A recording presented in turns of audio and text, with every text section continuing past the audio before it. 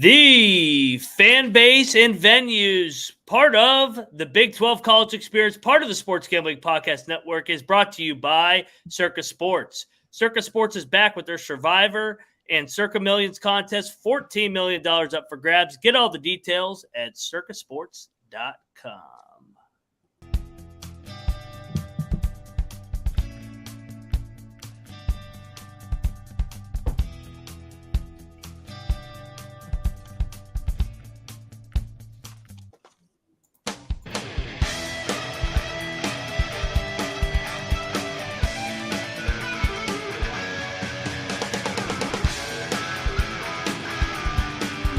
And welcome, everybody, back to the Big 12 College Experience, part of the Sports Gambling Podcast Network. It is a new week in the middle of July. Labor Day is approaching day by day. I'm your host, Moneyline Mac, the former video coordinator for Bob Huggins and Frank Martin. And just like every episode, I am joined by my co-hosts. Leading it off, he was born in Provo, Utah. He's got family in Ames, Iowa. He's a graduate of West Virginia University and lives in Morgantown, West Virginia. He is a walking contradiction. Rambling Rush, how are you, my friend? Doing well. One of those days, good old Garfield Monday, but hey, always down to talk Big 12 football and turn this day around. It's a good episode ahead we have. Yes, and we are counting down the days, less than 6 Saturdays till we kick it off on Labor Day. Can't get here soon enough. And batting in the 2-hole, I guess I should say the 3-hole. He's got family ties in all the schools in the Big 12. You name it. Oklahoma State, Oklahoma, TCU, Baylor, Central Florida now, Cincinnati. He is the Big 12 guru. Troy Chewning, what is up, my friend? I'm not really an average guy. I just like to hit some real big home runs every now and then. So the 3-hole is kind of perfect. Benedict knows I like that 2-hole though. Shout out to the chat. Benedict Dantled, stay out of the 2-hole. Yeah, you don't want to be in the 2-hole. So, I've been looking forward. We've been talking all weekend about this episode, talking about the different fan bases and venues in the Big 12, because I think we can all agree this is what makes the Big 12 so unique is every town, especially with Texas leaving, is a college town compared to all the big cities, whether it's in basketball, the Big East, or the Pac-12 and the ACC. I think the Big 12 and the different college towns represent, especially what we love here on the College Experience, home field advantage, home court advantage. Rush, any initial thoughts before we give out our rankings? I know we were talking before the episode. You can go a lot of different directions on this. Yeah, we kept it kind of generic, fan bases and home field. Home field has a little bit more of a structure, but fan bases, 1 through 12, it's just your interpretation and probably who you've dealt with. For example, when we've been tailgating and dealt with other fans coming across the opponents. I will say though, Ryan, I do agree. It's, Texas is leaving with Austin. We do have Houston coming in and Cincinnati. So Houston's a big market and Cincy there, but it definitely, I think we all agree with Texas leaving and potentially Oklahoma that this feels more of our buddies, the Gambling Gotchas said this right. It's the conference of truck stops, and it just that just sums it up, and it feels right about the Big 12. Yes, no, and shout out to the Gambling Gauchos. I got my Gambling Gaucho shirt on right now. Go check out their podcast. Great guys covering all Texas Tech Red Raiders. Mr. Big 12 Guru, by the way, we're going to leave Texas and Oklahoma out of these rankings, but at the end we will hypothetical where we would place them if they were continuing.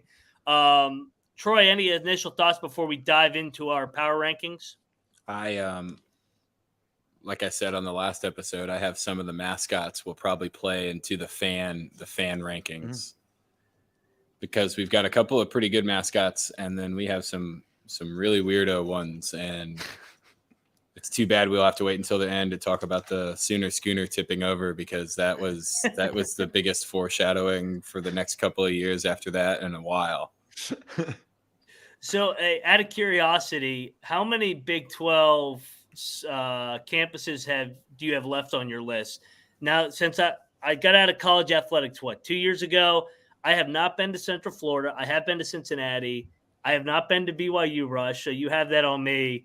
And I have not – actually, I have been to Houston. So the only two I'm missing is Provo and Orlando. Troy, I'll let you lead it off. Which ones do you have left on your list? Because I know you got family ties everywhere. I still haven't been to Kansas State or Kansas. I got a couple of my friends that are trying to get me out to the Bill Snyder this year. I'll probably make a trip out there. And I haven't been to Ames. I don't know if I ever will go to Ames. Oh, yeah, you will. But when we take this shit on the road here in a couple of years, we'll hit them all. So if you're in Ames, Troy, we're doing it right. Yeah, I guess if I am forced to go to Ames, then I will go to Ames. He'll have to create one more family tie in Ames, with all the family ties are either literal family or the potential family members that Troy lost spreading his seed at these college campuses. So interpret that how you want to. No doubt. So real quick, before we get into our power rankings, we'll call them power rankings, very power rankings, because power rankings always create controversy, which we love here on the College Experience. I got to get us paid, and we're brought to you by Circa Sports.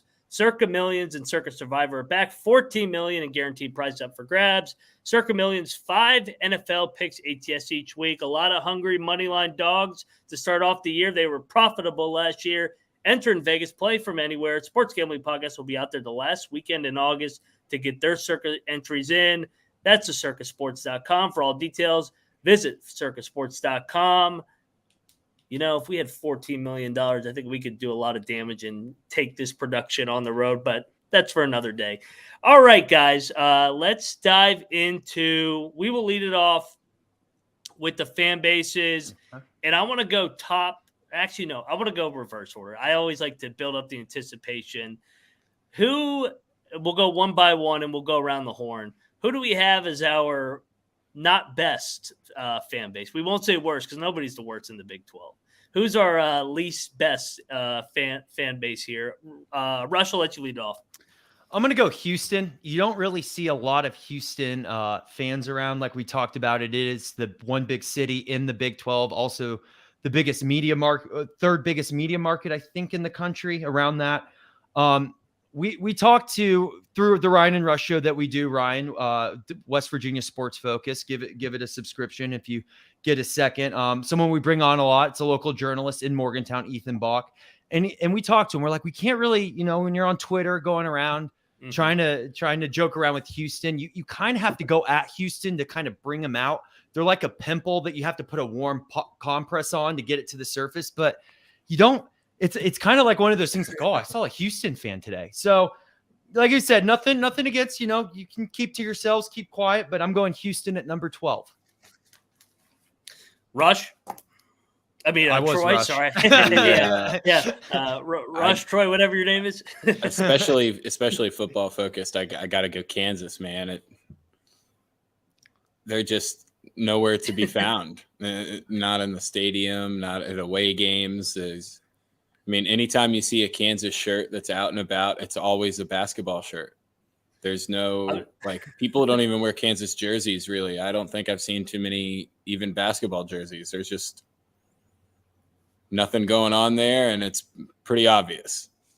Yeah, well, where all the fans are, the football fans, and for God's sake, they got a track around their damn field. We'll talk about that in the venues. I'm going Kansas as well because they're number one in basketball, so it evens out here, and they're my least best fan base in football because they're just talking about basketball year round. Rush, do you have Kansas as number 11 for you? I do, and the reason I put them at 11, not 12, because because they are number one when it comes to basketball. If they start sustaining some success in football, big second year for them coming up, you'll start getting those. Oh, I was a Kansas football fan from day one. The rest of but they'll start migrating some of that the basketball fandom into football. So that's why I put them at 11. Troy, do you have at 11? I got Iowa State down there at second to last, and that's probably super biased because there's not too many Iowa State people that I've hung out with. Wow, that is bold because I got Iowa State high on my list. I got Houston as well at number 11. So, and by the way, we're going to do a composite power ranking. We'll put out a graphic. I'm sure everybody in the country will agree with our rankings. Oh, yeah. So make sure you follow at TCE SGPN on Twitter. All right, so Troy has Iowa State and Kansas at 11 and 12. I got Houston and Kansas, and so does Rush. Rush, back to you for our mock draft of fan bases. Number 10. I'm going to say Cincinnati. It's the next big city in the Big 12. Houston and Cincinnati are the two big cities. I was even just in Cincinnati recently, and I didn't feel like you saw a lot of Bearcats uniforms or shirts around. It's really focused on the Bengals right now.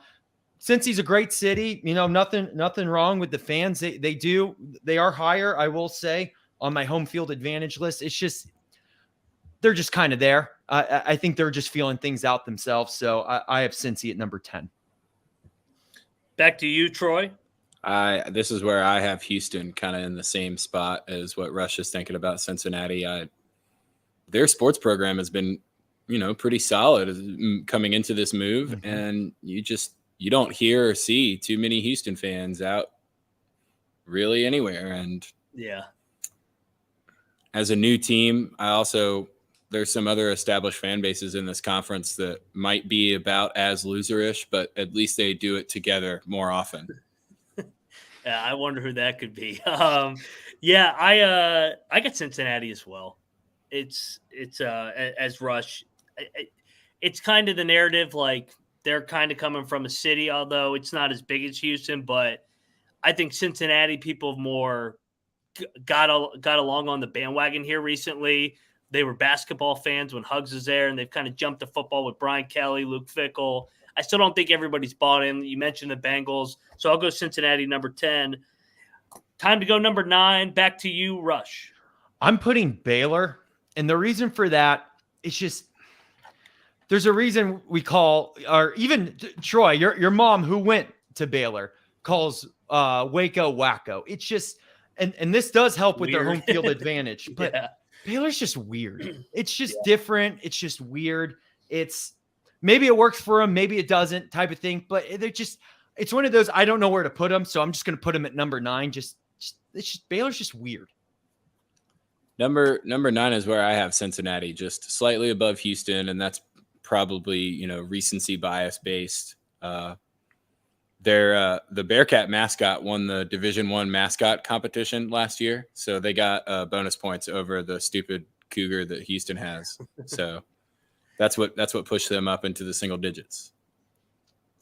I like it. Yeah, no, Cincinnati's an interesting fan. But I'm interested to see, now that we've all ranked Cincinnati either 9 or 10 and Houston at 10 or 11, I'm interested to see how those two new programs in a bigger city, in a bigger conference respond to being in the Big 12. Rush, we're agreeing again. I got Baylor, and I don't think that they're a bad fan base. It's more of a new fan base, and I don't know. It's wacko Waco, like you said. It's just weird. Yeah, and fun fact, I did see that Baylor is the most expensive university on a yearly basis, $46,000 a year for enrollment. So Sikkim is quite pricey there. And look at their endowment. Look at their endowment. I know. It's.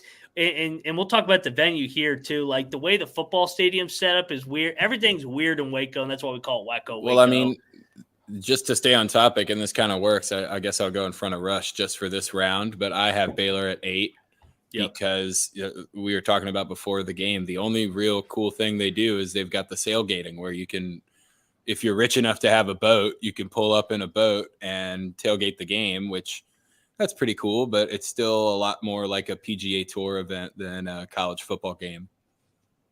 Yes. Well, I think the reason Baylor is so expensive now, I mean, how else are you going to pay the sexual assault victims from Arbor Island? You got to pay for them somehow. I mean, where else are you going to get that money?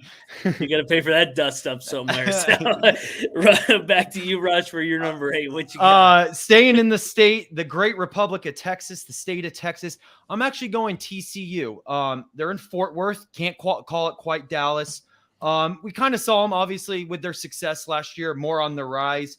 It seems like so many other schools in Texas trump Texas Christian when it comes to football and fandom and what you see in the media. So I got TCU at number 8. I went back and forth as well, and I think I'm going to go Central Florida here. And I think Central Florida is kind of a newer bandwagon fan base as well. It kind of goes back to the Baylor. I kind of see Baylor and Central Florida in similar fashion. Tough places to play, but they're unique. I'll go Central Florida as my number 8 on my power rankings. Rush, since we switch up the order, Troy, who you got for 7? For number 7 is where I have TCU. It's kind of a tie with Baylor, that 8 and 7 spot. And, the fan bases, they're just different sects of Christian that is kind of weird. And they're both, I guess pun intended on the sex, because it's not really going on, but they've been way too good to not have way more support from a national perspective than where they're at right now. So, even with Trayvon Boykin being there back in the day, I think they only sold out like 3 of the football games that he was there for, or something like that. Yeah, no, they've had good teams. Rush, where are you going for 7?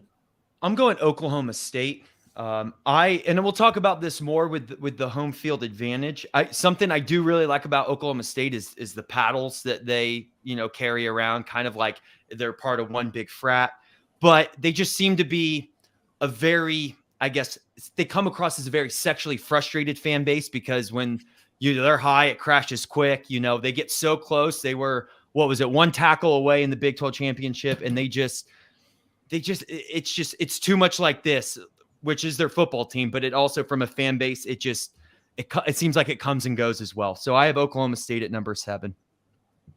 I think we're all in agreement that TCU and Baylor are all in the 7 to 8 range. I got the Horned Frogs as well, and so that same reasons you guys did. It kind of, to me, TCU, Baylor, and then Central Florida all got good recently, and their fans came out of nowhere. Although you could probably argue that Central Florida is a little bit more passionate than the other two, but we'll see what happens with TCU now that they've been to a national championship. But you look at under Gary Patterson, TCU had a lot of sustained success. You mentioned Boykin. How about all the way back to LaDainian Tomlinson in the early 2000s? Yeah. They've had teams. They just, I don't know. It's another weird road trip, weird fan base. But it's a tough place to play, and they're selling that thing out recently. So I will. That'll round out the top half, and we got to take one more break here because we're brought to you by Underdog Fantasy. We are brought to you by Underdog Fantasy. Best Ball Mania is here. Underdog Fantasy is giving away $15 million in prizes. Underdog Pick'em is also a great way to get down on your favorite MLB and NFL player props. So many ways to win over on Underdog, and is available in so many different states. Head over to UnderdogFantasy.com and use the promo code SGPN for a 100% deposit up to $100. That is the promo code SGPN at UnderdogFantasy.com. All righty, top half. I think for the most part we have the same teams left. Troy, kick it back to you at number 6. Who you got? Number 6 is where I have UCF as the highest newer school. Well, I guess not because I still have to rank BYU, but I have UCF pretty high up there. I've done some pretty solid drinking in the Orlando area and been to a few UCF games when they were absolute booty, and then got to kind of be down there and watch them put Blake Bortles on the map and all that kind of stuff. That was fun. They have a pretty cool bar scene. A lot of the bars do a wristband cover charge, and then you don't have to pay by drink, which sign me up for that opportunity at any point in time. Oh, no doubt. I can't wait to go to a UCF at the Bounce House. Rush, back to you, number 6. So my number 5 and number 6, and you'll see when I reveal my number 5. I feel like we're very close. It was a split decision. I actually have Kansas State at number 6. We know a couple Kansas State fans, a couple people we grew up with. Shout out Ryan Ackerman. Great people. Salt of the earth. Our new basketball coach here played at Kansas State. So kind of has a similar feel to Morgantown, I feel like, as well. It's just they're not as – and I think there's two things. I think you can be loud, and I think you can be kind of that loud, passionate, and I think you can be annoying. They're not annoying at all by any means, but sometimes I feel like they could be louder or could be more proud or come together more. And I just, it's just Midwestern, just kind of keep to themselves, just good solid of the earth people. So I have Kansas State at 6. I like it. I had a tough time with the top half because it was pretty easy for me to separate the top half versus the bottom half. For my number 6, I went the Cowboys. I think it's a really good fan base, but it's kind of the same principles as what you talked about with K-State. I don't know if it's a really, really hard place to go in and get a win, although they've been really successful under Gundy. They love their team, but I just don't see them as one of the more chaotic fan bases like their rival in Norman. But I mean, it's a good fan base. Don't get me wrong. But there's a lot of good fan bases in this league. So I got the Cowboys at number 6. Troy, who do you got leading off in your top 5 at number 5? At number 5, just because I wanted to make sure they got in the top 5, kind of for the same reasons that Rush was putting them at 6. I see Kansas State as a very, very solid fan base, but I don't see them as anything more than that. Maybe in basketball it's a little bit different. I've seen some of the Octagon of Doom games be completely changed by the volume and the fans that are in there. So they could do it for football, and it's almost more frustrating that it's not a more dominant place for them to play at home. Just with, what else are you going to do in the Little Apple other than get fired up for a Saturday football game? Yeah. Yep. Another reason we love the Big 12, though. Yeah, no doubt. No, I mean, these top 5, 6, they're all, don't get me wrong, and let's clarify that, they're all really good fan bases. We're just nitpicking one versus the rest of them. Rush, who did you have at 5? So I have the other side of Farmageddon, Iowa State. Basically, a lot of the reasons I said with Kansas State. I know I have family in Ames, so maybe that's why I put them a little higher because I know the culture a little more. There's something about just Iowa State where or even just the state of Iowa in general, where there's just cornfields everywhere. And I get Kansas is very similar with the Rolling Hills, but like Iowa State's just known for their corn. And it seems like if you're not wrestling or playing football, like you're just farming, and they just get so passionate about these games. So I'm going on the other side of Farmageddon, and I will take Iowa State. I like it. And I'll go back to the other side of Farmageddon. I got the Wildcats. Everything echoing what you guys said.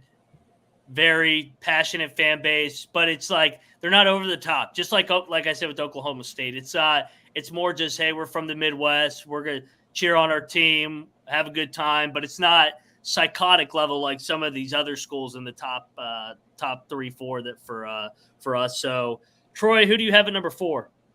At number 4, I have the Texas Tech Red Raider fan base. They have a pretty big presence, whether it be in person or online. And the only reason why they're not higher is I have a couple of personal favorites that I'm putting up above them. So all bias be known, Texas Tech might have one of the top fan bases, but I'm making sure that they're at least kind of high up there. I like the Texas Tech Red Raider mascot. Always reminds me, he looks like the character Yukon Cornelius from Rudolph the Red-Nosed Reindeer. Yeah, the animated one, the claymation one. He looks like Yukon Cornelius that's going after the abominable snowman. I like it. Big bushy mustache. Yeah. Rush, who do you got at number 4? I actually have BYU at number 4. And I know the fan base very well, obviously. I was born in Provo. My parents, my brother went to BYU, so very familiar with it. The thing is, obviously, the Mormon church owns BYU. It's a Mormon school. So Mormons don't drink. So they don't tailgate.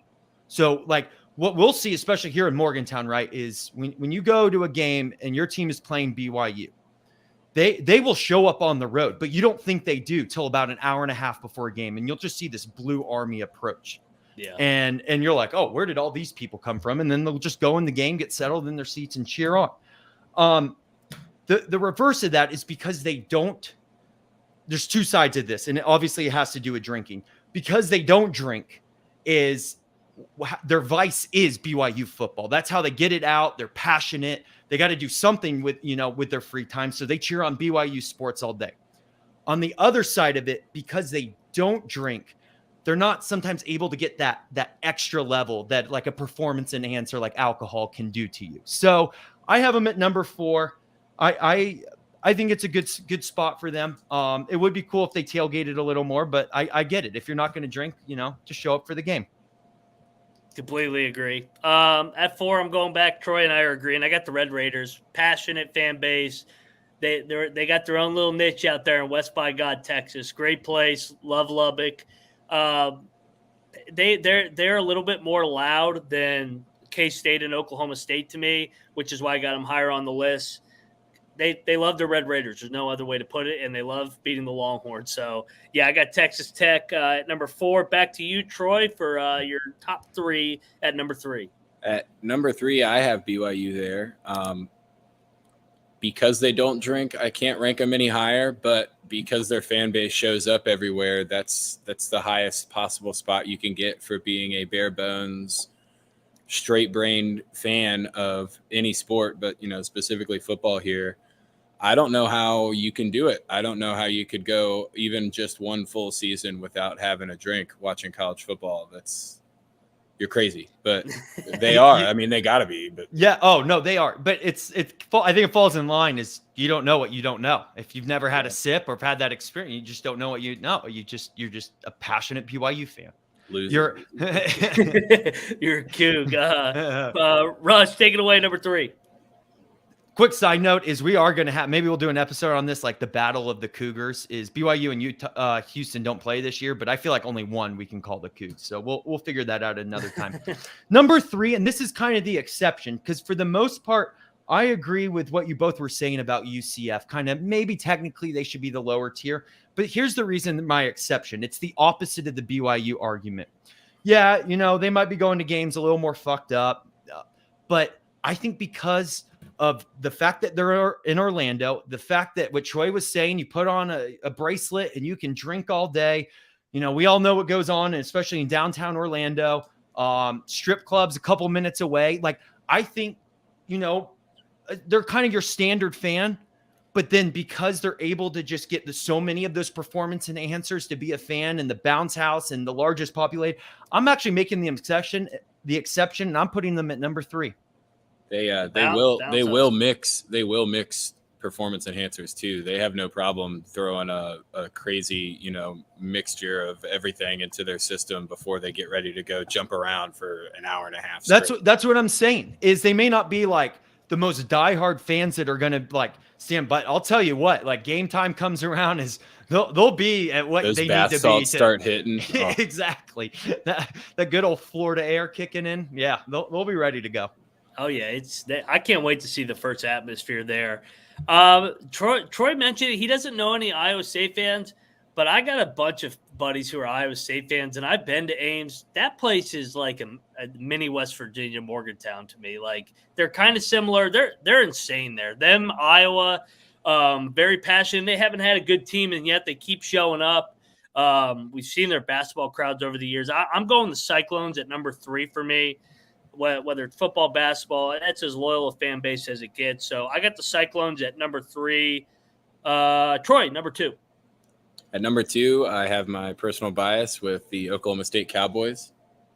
The paddles they got in the front, it echoes pretty damn loud in there in Stillwater, and the stadium's kind of built out a little bit, and then they've got everything surrounding it, so it holds that thump in there pretty loud. And Eskimo Joe's is a great place to go get hammered at. So they check off both of the boxes required for me to have fan bases. Some little shtick that is pretty cool but isn't obnoxious. And then do you guys show up with flats of beer or just like a normal cooler of beer? Cowboys, baby. Rush, who's at number 2 for you? You're down to a couple. Number 2, I am going. I think we're all down to a couple, right? Good I'm going with Texas Tech, the good old Red Raiders, guns up. We brought up the Gachos earlier. They're great guys. I've seen some Texas Tech Twitter. They're just great people. Lubbock is it's on obviously the bucket list of places I want to go to. I know, Ryan, you've said excellent things about going to Lubbock. I feel like if I didn't have any biases towards the Big 12 and I just woke up one day with like a Men in Black, they erased my memory and they're like, be a fan of one of these Big 12 teams, I'd probably choose Texas Tech. They just seem kind of that balance of just great fans. I mean, West Texas, there's not a ton to do out there. So what else are you going to do but, go to the saloon, drink, cheer on the Red Raiders. but also they're still in Texas. They still kind of have that national brand. They do well in sports. I like Texas Tech a lot, and I really have enjoyed interacting with their fans. So I'm going Texas Tech number 2. Yeah, no, I think we're all singing the praises of the Lubbock community, and glad that they're back. I hope that they can get back to the Leach days. So I'm down to 2. They couldn't be more polar opposite. I will take the Mormons at number 2, just from a national brand standpoint. They show up everywhere. Their home field is stupid hard to play at, and not just because of elevation. They pack that thing. I don't know how they get that loud when they're sober. So I mean, more power to them. BYU national brand. I can't wait to see them on the National Power 5 stage week in and week out. But I think we have a unanimous number 1, and we do. This isn't bias. I think when you're thinking about who's the best fan base, the team is the only team in their state. There's no professional team. Their fan base. Who also ask yourself, which fan base would you want to go tailgate and spend the day with and get drunk with? This fan base. You're right outside a hospital. You can go get your liver pumped and be back for the second half. And if you're a rival, who is the most annoying fan base to you? The West Virginia Mountaineers are the unanimous number 1 fan base in the Big 12. And it doesn't mean that we're the best team. I think that we've proven that on and off the field.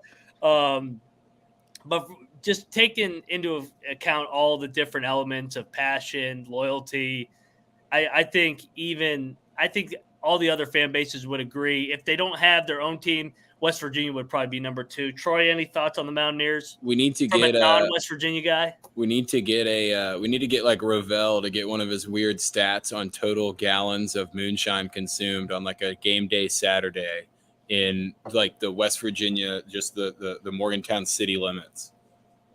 Because it's gotta be. It's a lot. I mean, if you walk in there wearing opposing colors or an opposing team shirt on, you're gonna have to take 5 or 6 shots of moonshine before you even get to the stadium. Oh yeah. Well, that's the only way that you don't get heckled. And another thing, I would say, whose fan base does not take over or have their opponent take over their home court or home field? I've never seen Milan Pushkar or the Coliseum be taken over by the other opponent. Even as bad as some of the teams we've had over the years, that's never happened. Go ahead, Rush. And it's kind of what you guys were bringing up earlier is we're actually very hospitable to other fans coming in. Like, we want to know your life story, where you came from. Just drink with us, tell us, and we'll tell you at the end. Go fuck yourself. Hope you lose in there. But hey, it was great getting to know you. So we'll say fuck off and with a smile on our face and give you some shit on the way. So it is West Virginia. And if anyone disagrees with us, just let us have this. You know, we're not competing for a Big 12 championship. Just let us have this, please. It's what we live for. What West Virginia, like Colby has said this, West Virginia, the Mountaineers, that's what embodies the college experience. Who burns couches when they win big games just for the hell of it, while smoking meth and doing shots of moonshine? I mean, no other fan base does that. So that's why it'd be nice if the Mountaineers could get really, really good again, so that fan base could get back on a national stage like it was in 2007 in the Rich Rod days. So. Yeah, I could go on all day, but this isn't a West Virginia show. Let's transition. All the Ryan and Rush show for your West Virginia show, though. No doubt. Let's transition over to home venues in football. We'll do one for basketball when we get closer. We'll go reverse order again. Troy, I will let you lead it off. Who is your, not least, like I said, the least number 12? Who's your number 12? Yeah. I think I'm going to go with Houston Stadium as my number 12, especially when it comes to difficulty of playing there. I don't really see that as too many teams looking at that away game on the schedule, stressing out about going to Houston and playing that football game. My number 12, I have Kansas, and it's for the sole reason they have a track around their football field. That's not a bad angle. And I did some digging here, too, on home versus away stats. I got to vent a little bit about Kansas, your website. When we're heading into a football season, it's not the 23-24 football season. This isn't fucking basketball. So I know you guys made a bowl for the first time since Mangino, but this is not basketball. It is the 2023 football season. yes, I will take the track and field stadium in Lawrence as my number 12. Although, hey, you know what? They did get a couple people in there. Ooh, I like this. Trust me, we get fucked up as BYU fans. Yeah. Who's this, Cole? I like it. Shout out to the chat. He's hanging out with Brandon Davies. Moving along, Troy, who you got at number 11? You're muted. You're on sir. mute, Troy. That's where I have Kansas. They have a track. They have a track around the football field. I mean, that's just dumb. You can't be a prime in what's probably going to be Power 4 conferences and not have a separate track facility for your team. My number 11 is, I guess we're kind of the same with 11 and 12 here, is Houston. The image I have of just Houston, I think it was last year when Dana Holgerson, I mean, it was just terrible. And he was being booed by all like 200 fans in that stadium. And he was just yelling at his players with his head down. And when I just think of Houston home field advantage, that's just what I think of. So I have Houston at 11. I do too. I don't need to give a breakdown. It's Kansas and Houston. If you have them not in your bottom two, you're probably a fan of one of the teams. Back to you, Troy, for number 10.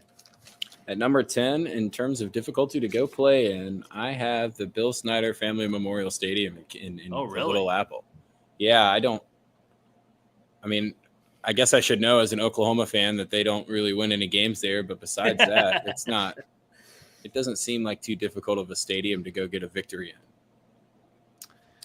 in. My number 10, I actually have TCU.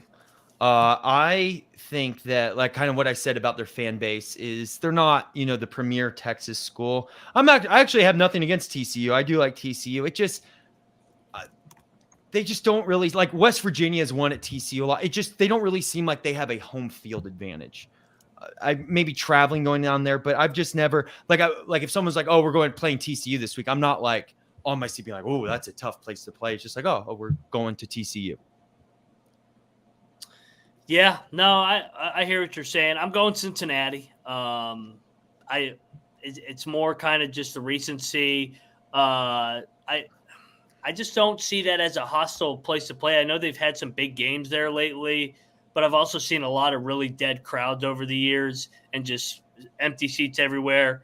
But they are entering a new phase. It's also a little bit of an unknown with me ranking them this low. So I'll go Cincinnati as number 10. Back to you, Troy. My number 9 school is going to be Texas Christian. You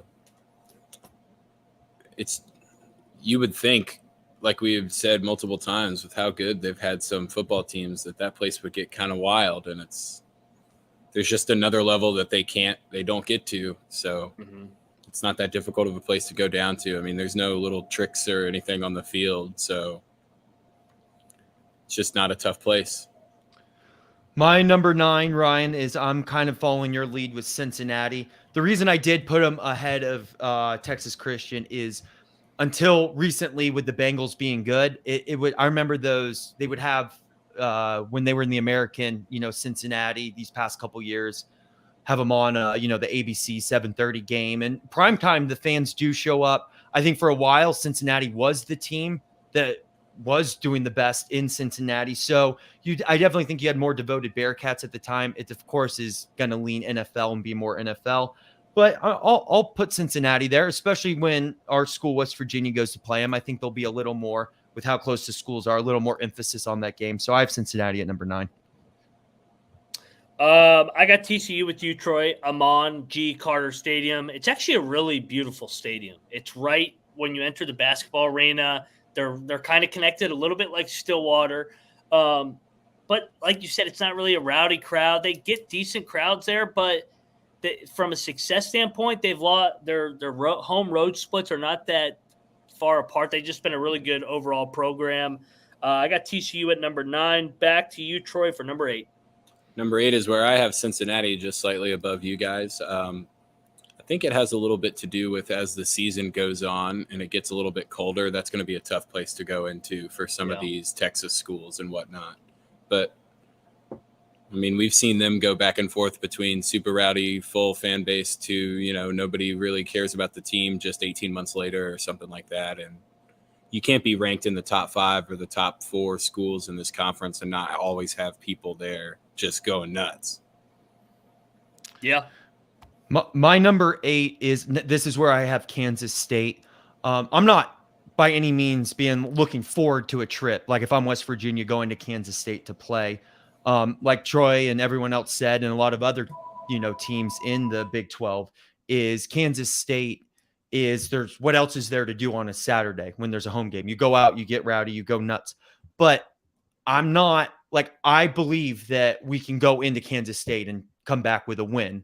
I'm not fully intimidated by going to Kansas State. I think the Little Apple is, a tough place to play, harder place to play, but I don't think it's a tough place to play. So you guys got K-State. I got Baylor at McLean Stadium. I know that they've had success at home, but I don't know if it's a weird place to play. I don't know if you rank that higher because it's a weird place to play, but we mentioned it with the location where you can drive your boat up. It's not really a rowdy crowd either. I'll go Baylor. It's usually just tends to be a sleepy spot at number 8 for me. Back to you, Troy, for number 7. I have McLean at 7. So basically the same little, it's a tough place to play, but that's kind of been based on, the football team's performance itself. There's not anything additional that the fans are really adding to it in terms of energy or whatnot there. So I just have them kind of in the middle of the pack. You don't want to go play Baylor, but it could be on a high school football field and, it'd be about the same excitement level. So for my last 7 picks, I kind of don't even see them as a large gap in between each pick. I almost see it as like 1A, 1B, 1C. Like a lot of these are really close. But for number 7, I do have Oklahoma State. Like I said, I love the paddles. I love how rowdy it can get there. I've been to Stillwater. It's a pretty cool place. I do like their version of the orange, of course. I'm not a fan of the other orange in a certain team in the conference. But it's a place where if the team isn't firing on all cylinders, I know you could pull out a win there. But it definitely is when you kind of start getting into the more tougher places to play. And I'll put Oklahoma State at a tough place to play. Yeah, I got Oklahoma State as well. And it's not that it's a not hard place to play, but there's a lot of really hard places in this league. Yeah. Boone Pickens Stadium, they've been really, really good under Gundy. In the last 10 years, for example, they've won over 75% of their games at home, but they've also just been really good. So I don't know. It's an interesting stadium because just like TCU connects to the basketball arena, Gallagher-Iba, it's just, I don't know. I love Oklahoma State, but they're kind of just middle of the pack in terms of passionate fan base and home field advantage. Back to you, Troy, for number 6, top half. That's right, where I have Boone Pickens myself. The guys get pretty rowdy. It seems like a pretty good home field advantage. I've seen a couple of games, especially against Texas and Oklahoma, where it seems like the crowd kind of changes it a little bit. But I don't see that same level of energy when they're playing Kansas or Kansas State in like a down year for K-State or something like that. So still just a little bit too much variance for me to call them one of the top fan bases. Number 6, this is where I have Baylor. I actually use Baylor being weird with home field advantage to their advantage. I think when you're the home team and it's weird, that's a good thing. When you're the away team and weird, we know Ryan, West Virginia's gotten there and gotten their ass kicked a couple of times down in Waco. So I put Baylor at number 6. Yeah, they're probably them and TCU are probably the hardest fan bases in home atmospheres just to gauge because they've had success, but it's not really a rowdy crowd. I got K-State at number 6. I think that at Bill Snyder Stadium they've been really good. Actually, won over 75% of their games. Yes, they've been good, but they've won a lot of big games. They do that thing where they rock back and forth. It's not as loud as Octagon of Doom. But when they purple out, and especially when it's a night game, that's a tough place to play. So I got K-State at number 6. Troy at number 5. Number 5 is where I have the Bounce House, the FBC Mortgage Stadium or something like that now. I got the Bounce House there. The the fans get riled up. They all start jumping around. The place shakes. UCF has some undergrad enrollment that's like 85,000 kids or some crazy amount. Like they're one of the biggest schools in the nation. So they're always going to have people there. And since it's Florida, they're always going to be on something or some things. And bounce house, I think even it being the first year, I think they're going to give people some problems that have to come down to Orlando. Yeah. And especially early in the year with the humidity, it's going to be tough. My number 5, I have Texas Tech. There's something about being out in West Texas. They don't get a lot of primetime games. They're usually playing at 12 or 3:30. So you got that nice sun on you, mid-September, just being hot and dry. I mean, I love that they still use the guns for their logo. They ain't go PC. They can do some nice drinking out there. Things, we talk about Baylor, Wacko being kind of weird, but the weirdness of the desert, that's a different type of weird. That's when you start seeing things that aren't there. So I'm going Texas Tech at number 5. I am joining you on Texas Tech, and like you said, Jones AT&T Stadium, the other Jones, not Jerry Jones. They good, really good fan base and really good venue. It can get rowdy, but it tends to only be more rowdy when it's Texas and Oklahoma. They kind of not bandwagon electric crowds, but like you could tell when they will show up more for certain opponents. But I mean, you could say that for everybody. But I got Texas Tech as number 5. Back to you, Troy, for your number 4. I got Jones AT&T at number 4. I've seen enough good teams go there and lose unexpected games, and I've seen years where Texas Tech seems like they finally made the breakthrough, and then Oklahoma just stomps them in there. They have great fans. It's definitely a tough place to play. I mean, it's hot and humid, and then as the season goes on, if you play a night game there, the wind gets real whippy.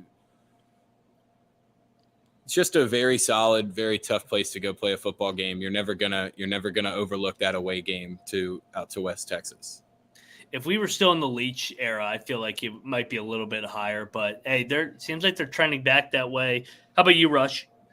Number 4, I have Iowa State. And when I think of this, the way Iowa State under Campbell, Matt Campbell has done is he's totally obviously turned that program around. I remember when Kansas and Iowa State would kind of be the 2 automatic wins every year.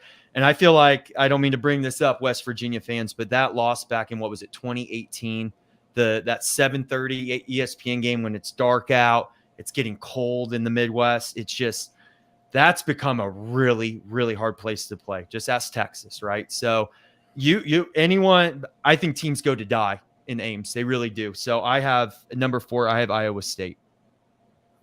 I got the Bounce House at number 4. I think they have potentially a chance to shoot up here into maybe the 1, 2, or 3 slot in years to come. But I want to see it out at a Power 5 level, consistency. But it's going to be a hard place to play going down to Florida. Just a unique. Everybody's on something, like Troy said. So I got the UCF very, very Golden Knights at number 4. Back to you, Troy, for number 3. Lots of distractions in Orlando. Yes, a lot of buns. At number 3, that's where I have Milan Puskar and you guys up in Morgantown. It's just a really, really hard place to play, and Neil Brown's early years have kind of thrown off. We were looking through some of the records and whatnot, home and away splits, but he might win a couple of upset games at home this year and kind of get it back on track. I mean, the fans are going to show up. They could be the worst team in the world, and the fans are going to pack the place in, and it doesn't even matter. That's what we do on Saturdays. Yeah, it's just a tough place to play. Yep. Number 3 as well. Same with you, Troy. It is Milan Puskar. You got your head in Orlando still with Mulan and the Disney movie, but it's all right. It's all right. We appreciate you having us so high. I didn't want anyone to call us racist. Covering all the bases, right? Cancel culture. There you go. The reason I have them at number 3 and not number 1, if this was a traditional 10-team Big 12, I would have them at number 1. They don't usually the travel would work towards their advantage because they were the outlier in the Big 12 and teams were usually traveling a long distance to them. Obviously the fans, the tailgates, the whole atmosphere. Morgantown's nuts. I mean, I've heard Pitt fans, I've heard Virginia Tech fans, I've heard fans that absolutely hate West Virginia sports say like, listen, I don't tell anyone this, but this is a cool place because it is. It's an excellent home field advantage. I mean, Baylor's never won here. That we crushed them that last Thursday night. I mean, even look at it was kind of a sad ending, Ryan, but look how we played the team that was in the national championship last year, TCU. I mean, we should have won that game. Coaching, hurt us there a little bit, but Morgantown's a hard place to play. Things get weird in West Virginia, so I have West Virginia at number 3. I got the Cyclones. It's kind of what you guys talked about, where teams that are highly ranked, they go to Jack Trice Stadium, whether it was Oklahoma State that one year with Brandon Whedon, West Virginia with Will Grier, you name it, man. They've won so many big games, ruined so many really good seasons at the top of the Big 12.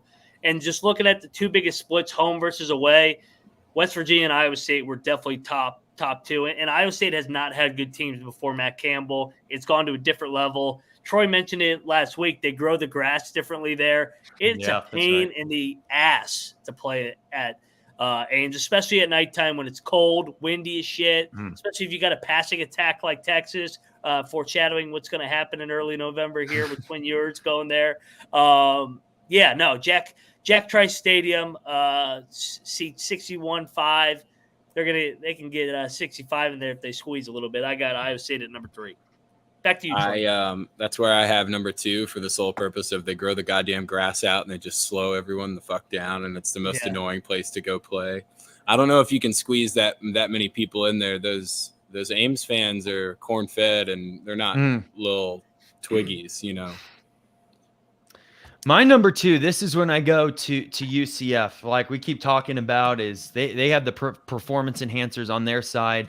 That place gets loud, and obviously they bounce around, and it can get nuts there. I mean, we've seen games there, and you're right. There is the factor of how they're going to do in the Big 12 now, but I also don't think because where they are located in Florida, and I think they do have an advantage travel-wise for people coming to them, and a little bit of the swampiness, that nice humidity where you feel like you're running through a brick wall. I got UCF at number 2. Yeah, I like it. I'm looking forward to seeing UCF. I got the Cougs of BYU at number 2, Lavelle Edwards Stadium. It's going to be interesting. Everybody going out west for the first time in the mountains, the elevation. It's going to be fun, especially because I think a majority of their games are going to be primetime, because one of the main reasons they got BYU other than the national brand is the 10-15 slot that you like to talk about, Rush. So the best primetime slot. Yeah, I got BYU at number 2. It's going to be a pain in the ass going out there. A lot of hungry Mormons, a lot of loud Mormons out there. Cole's going to be out there sneaking in his flash, taking shots. I won't rat you out, Cole. You can come to Morgantown and drink with me. Moving along, back to you, Troy, for your top venue. I've got the less at number 1, baby. Lavelle Edwards going all the way up there, almost 5,000 feet up. It's going to be rough for some teams that aren't used to going to that elevation and trying to play, What's Oklahoma State? If in one of the years that they go up there to play and they try to run, a play every 12 seconds, that's going to get halted real quick. Yeah, I have BYU as well. I've been to a lot of games at, again, good old Provo, especially growing up. Elevation, the fan, like I said, is the fans there. I mean, they got nothing else to do. They're not drinking. They're not, well, except Cole here that ratted himself out and his friends. But for the most part, scriptures and scotch, baby. There you go. Scriptures and scotch. You got David and Goliath out there. They get fired up. They give a prayer before the game, which it's kind of that calm before the storm. They have dinosaur bones underneath the stadium. Talk about it. It's weird in a good way place to go. It's by the third quarter, you coming out halftime thinking you're rested up. You're on your knees. Opponents get on their knees huffing and puffing. It's the game could be close, and the next thing you know, BYU just won by 20 points. So Lavelle Edwards Stadium, that's a great place. It's going to be a hard place for opponents to win at. Yeah, it is. No, it's. I'm glad that the Mountaineers did not draw that this year. But you know who BYU's got to come to? They got to come to Morgantown. And yes, you could call us a homer pick, but I got some stats to back it up. In the last 10 years since West Virginia's gone to the Big 12, they're around a 500 program. They got a 39% winning percentage on the road, 63 at home. By far the biggest discrepancy, home versus away. You mentioned the travel. It's a pain in the ass. You don't have an airport to fly into. You got to fly into Pittsburgh. And then then there's not a hotel big enough for a football team in Morgantown. So you got to stay 30, 40 minutes outside of Morgantown. Everything's a pain in the ass when you come to Morgantown. And you mentioned Baylor's ever won there. TCU's barely ever won there. So many top 5 teams have fallen there. A night game in Morgantown at Milan Puskar Stadium. I mean, they're number 1 for me just because of the discrepancy of if they don't have the home field, man, they're by far the worst team in the league. So that's where I go with the Mountaineers at number 1. Any pushback there? No, I think they're all about right. Yeah. And like I said, let us WU fans have something, because it's not going to be the Big 12 title this year. So give us just something.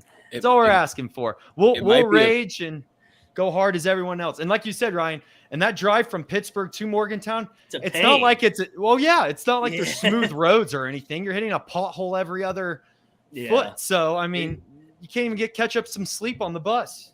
I was going to say it might be a bit of an advantage that they have to stay outside of Morgantown, because if they had college kids that had to stay in Morgantown, there would be a couple of them that just couldn't help themselves. No, I completely agree. It's just, like you said, it's a pain in the ass coming to Morgantown. Everybody that's ever, when I was in the coaching industry, they're like, I hate coming here, man. It's such a, I mean, I'm sure you guys love it to your advantage, but I also think BYU is going to get the same treatment that West Virginia got when they got in the league, where everybody's gonna be like, God, I hate coming all the way out here to Utah, all the way out in the West Mountain. So it's going to be interesting. Like you said, so many great home field fan bases, and that's what it embodies here on the college experience, the Big 12 experience. That's why we have the Big 12 experience, because this is the best league in America from a passion, campuses, college towns, you name it, just the whole passion of the Big 12. We will be back a couple more times this week. We'll be back for our next episode. We have the quarterbacks and coaching power rankings. There won't be any controversy there either. And at the end of the week, we also have the top non-conference games for the Big 12 or Big 14, whatever you want to call it. Oh, sorry. Before we get out of here, there's 2 members leaving. Where would you rank Texas and Oklahoma in these 2 categories? Rush, I'll let you lead it off. Well, fan bases, just put them right at 14 for obvious reasons. And if everyone can notice our great background, it wasn't working last time. We got it fixed. Just take a look at the teams on the bottom. I mean, that says it all right there. I mean,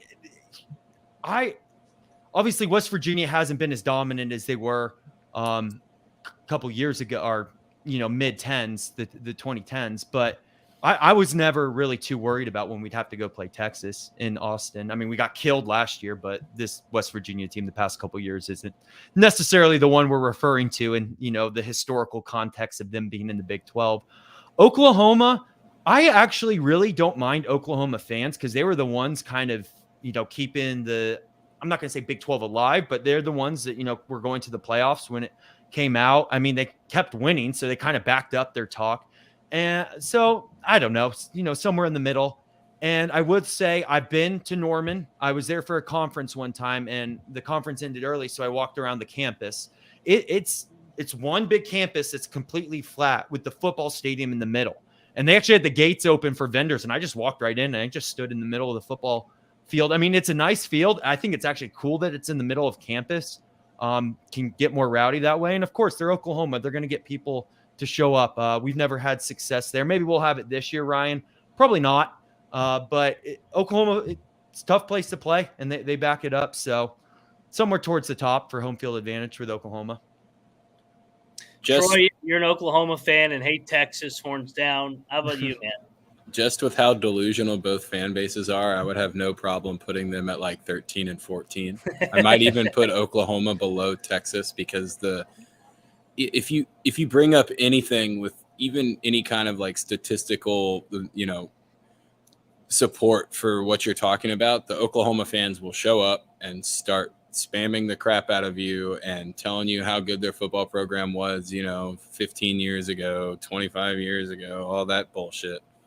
But in terms of difficulty to play, I think I would put Gaylord Family Memorial at number 1 by a pretty wide margin.